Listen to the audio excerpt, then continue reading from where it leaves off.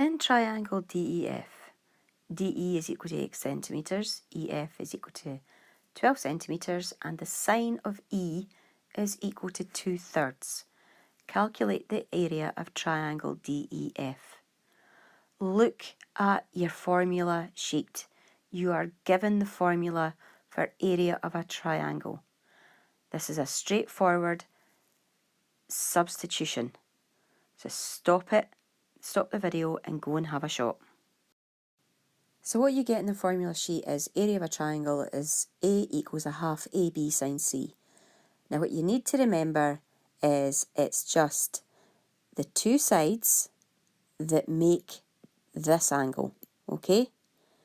Don't get tripped up with your A, B's and C's. It is the two sides that make the angle. That is what you're using. So when we substitute in, it's going to be 8.5 times 8 times 12 times the sine of the angle that those two sides make. Now you are given the sine, so you are just putting in 2/3. So we've got a half times 8 times 12 times 2/3. Do it in bits. A half times 8, that's 4. So now we've got 4 times 12 times 2/3. 4 times 12, 48. So 48 times 2/3. So we want 2/3 of 48. Divide by the bottom times by the top. So 48 divided by 3 is 16. And then you need to multiply that by 2. 2 times 16 is 32. So the area of our triangle is 32 centimetres squared. Mind your centimetres squared, you're dealing with area. Right, marks. You get your first mark for your substitution. So just writing the numbers in, you get a mark. And then for your multiplying out and getting 32, that is your second mark. Question 8. Solve algebraically the inequality. So this is what we need to watch out for. Do not change that into an equal sign. It has to stay the way it is. First thing you're going to do, expand that bracket. Then rearrange to get letter on one side, numbers on the other. Stop the video, go and try it. So first thing I'm going to do is expand the bracket. So 3 times x, 3x. 3 times negative 2 minus 6. Now we need to tidy up in this side. So I've done my tidying up. 15 take away 6 is 9. Now I'm going to put a thinking line in and I'm going to start rearranging everything. So I'm going to get the letters on one side first. Move the least amount of letters. That way you're going to avoid ending up with negatives. So I'm going to get rid of this x here. So of course it's a plus. To get rid of it, you take it away from both sides. So next, it's this 9 we need to move. It's a plus there, so to get rid of it, we are going to take it away from both sides. So taking our 9 away from both sides leaves me 10 there. So the 10 is greater than 2x. Now I don't want 2x, I just want x. So I need to divide both sides by 2.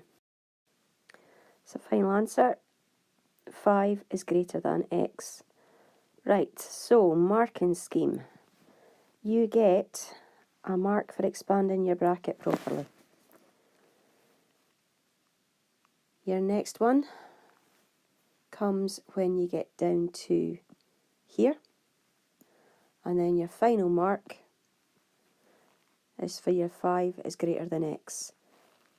Do not, at any point, put an equal sign in. It's an inequality. You put an equal sign in, it messes the whole thing up. Okay, question 9.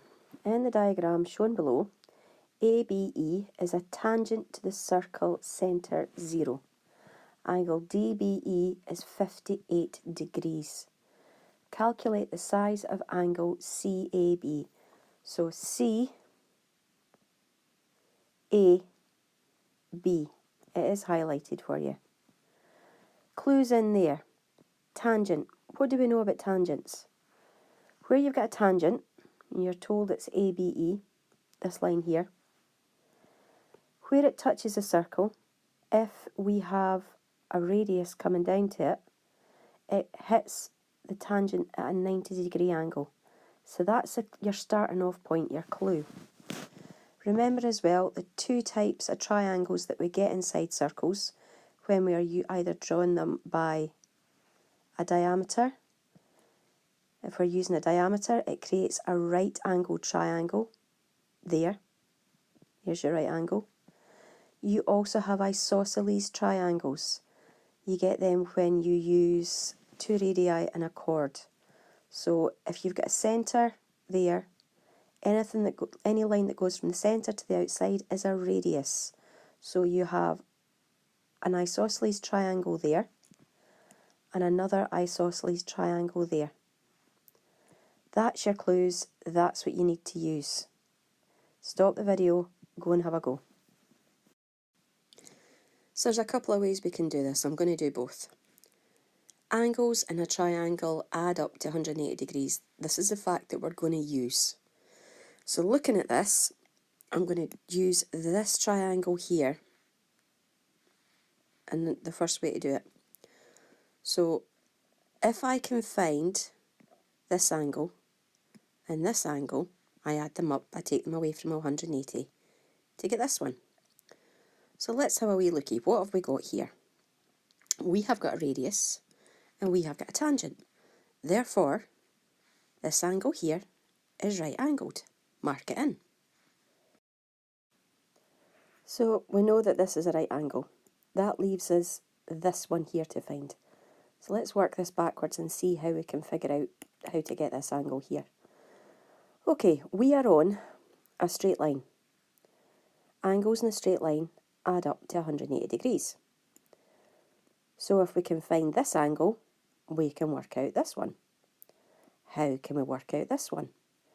Looking at this, it's an isosceles triangle, which means that angle there is the same size as this one here. So how can we work out this angle? Ah, how handy. We have that size there. Again, this is a right angle. So if that bit's 58, we take 58 away from 90 and we get this one in here. So our angle in here is equal to 32 degrees. Isosceles triangle, that angle is equal to that one. Add these two together, take it away from 180 and we get this one in here. So now we know this one's 116. Those two add up to 180. Our red one there has to be 64. 180, take away 116. 64 degrees. So that one's 64, that one's 90. Add them together, take it away from 180, and you get the angle you want. So the angle that we're looking for is 26 degrees. Right, second way to do this. Right, the other way to do this, if we look at this triangle here, okay? So, want to find that. So the other two angles in this triangle are this one here and this one here. So if we find these two, add them, take them away from 180, we'll get this one. Our 58 degrees there is just screaming to be used.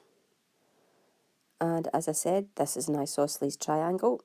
So this angle here is the same as this one here. So as we did before, 90, take away the 58, gets us this angle and this angle. Okay, so we know this one's 32 degrees. So I've got this one angle. Now I need this one here. So I know this bit's 32. I need to add on this bit, which radius, tangent, that has to be a right angle. So we add 90 and 32 to get this obtuse angle here. So 90 plus 32 is 122. Another way to look at it, of course, straight line being divided up into two parts. This bit's 58. Take that away from 180 and you still get your 122 there. Couple of ways to do it. So now that I know this angle in here is 122, this one's 32, add those two together, take them away from 180, and you get this angle in here. So 180, take away 122 plus 32, this adds together to make 154, 26 degrees, same answer as we got before, just a couple of different ways to do it.